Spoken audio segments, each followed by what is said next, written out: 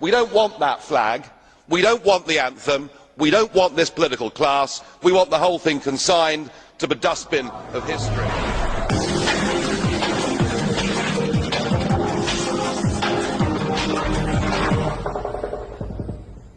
And now for the EFD group, Mr. Farage. Well, congratulations, everybody. David Cameron had you worried for a bit. You thought he was even a Eurosceptic, but it's okay. You've had a quiet word with him, and the real David Cameron was back. Whatever happened to the veto? No more vetoes anymore.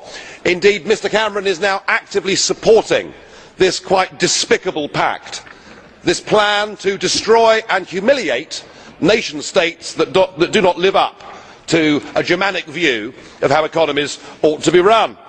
Now, I must say, I thought the weekend's proposals from the German finance ministry that came out, suggesting that a European commissioner and his staff occupy a big building in Athens and take over the running of the country, a Gauleiter, some may say, I thought it must be a joke. I thought it can't, possibly even this EU could not sink to those depths. But of course it was just a negotiating position. And what we've now got for Greece is diplomacy at gunpoint. It's the kind of strategy that Palmerston used against Athens back in the 19th century. Nobody can deny today that Greece is any more than a colony. And this is all a terrible, huge mistake. Greece is not a failing subsidiary company where head office needs to come in and take control. Greece is a nation with a soul, a nation with pride, with history. Goodness me, they invented democracy in the first place. They are suffering.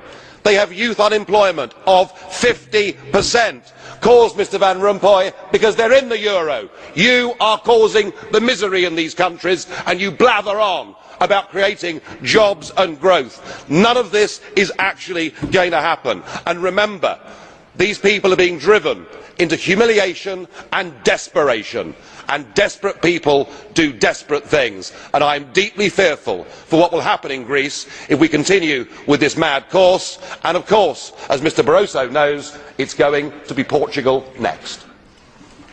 Thank you. But Mr Farage, he talked about a Gauleiter. As a German, I very much object to democratic Germany being put on the same footing as the Nazi Germany, and so I would like an apology from this gentleman. Nobody in Berlin is sending Gauleiter anywhere in Europe. That is a speech full of hatred. This is incitement of hatred between European peoples. He should withdraw his words, or you should ensure that this sort of thing does not recur.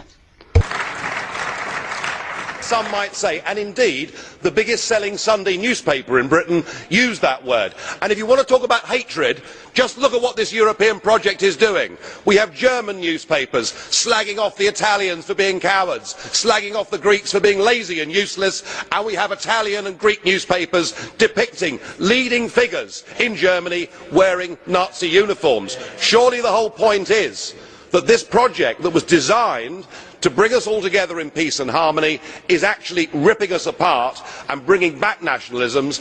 And if there was one country I really had a go at in my speech, it was actually the United Kingdom, because I admitted the way we behaved towards Greece wasn't acceptable in the 19th century.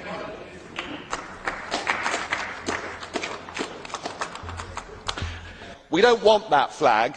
We don't want the anthem. We don't want this political class. We want the whole thing consigned to the dustbin of history.